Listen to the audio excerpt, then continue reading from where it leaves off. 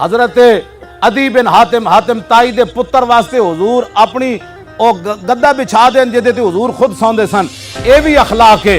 تے حضور ابو جال دی گردن کٹوان واسطے تلوار دیون، اے بھی اخلاق ہے۔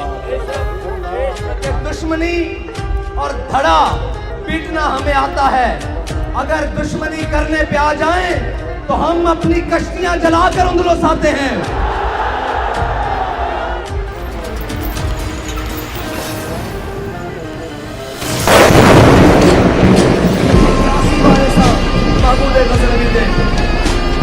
اسی وارثہ محمد بن قاسم دے، اسی وارثہ سلطان شہاب الدین موری دے، اسی وارثہ سلطان قطب الدین ایبک دے، اسی وارثہ ظہیر الدین بابر دے، اور اسی وارثہ فرید دے بادشاہ دے۔ بڑی چنگی طرح تانوں پتا کیا حضور کے نام تے ایک جنگ کر لئیے، ایک باری تین دست دئیے۔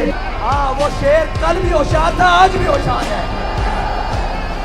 بیدار ہونا بڑی دور کی بات، وہ ہوشیار بھی ہے، آنکھیں بھی کھلی ہے اور چست بھی بیٹھا ہے۔ جس کسی گستاخ کی گردن قریب آئے گی دبوچ کے رکھ دے گا۔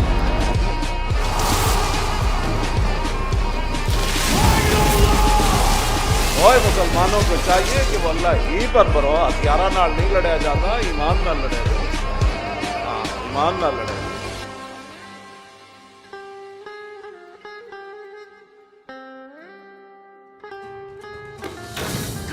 سب خفیہ تدبیروں اللہ کے لیے ہے، تسی چلو تے صحیح نہ، اودیاں پتنی کیڑیاں خفیہ تدبیراں چل جانیاں۔ چل